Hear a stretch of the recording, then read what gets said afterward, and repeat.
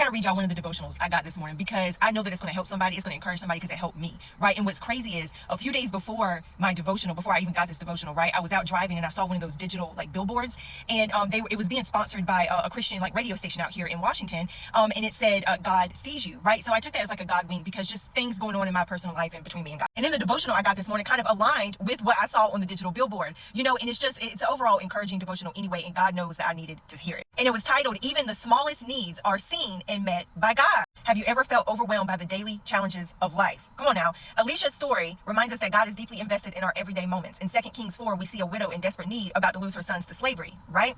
Alicia instructs her to gather empty jars and pour out the little oil she has, which miraculously fills all the jars, providing for her family and saving her sons, right? This miracle is a powerful reminder that God sees our needs and provides in ways that exceeds our expectations, right? The healing of the poisoned stew in 2 Kings chapter 4, verses 38 through 41 shows that even in seemingly minor crises, okay, God intervenes. I've had that happen in my life, y'all. I will sit there and ask God for something or pray, you know, just pray about something, you know, and seemingly small, and he freaking answers, bro.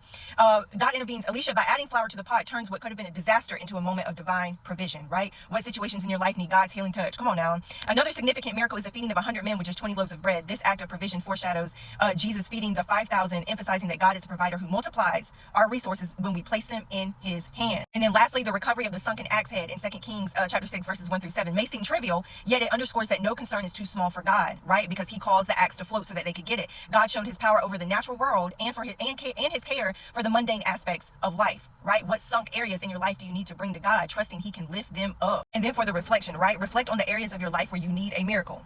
Come on now. Are there situations that seem hopeless or resources that seem insufficient? Take a moment to recognize that God is present in your everyday life, ready to provide and guide you. Begin to look for small miracles, signs of God's intervention and care in your daily routine. Pray for eyes to see those miracles and for the faith to trust in God's provision. God cares about the little things too, okay? You don't have to be something major, astronomical for it to catch God's attention. No, he cares about the little things in your life. It don't matter how small or how big it is. It ain't too much or too little for God. And he is a provider.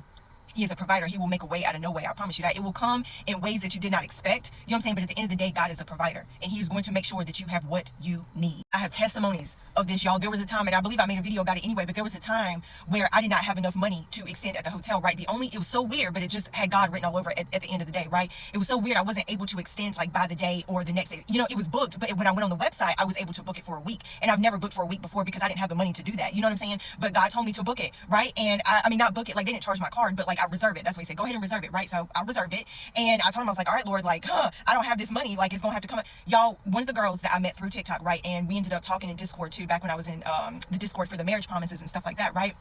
She told me that in December, this happened in February, y'all. She told me in December that God told her to start taking 10% of her check and putting it to the side, right? Kind of like a tithe.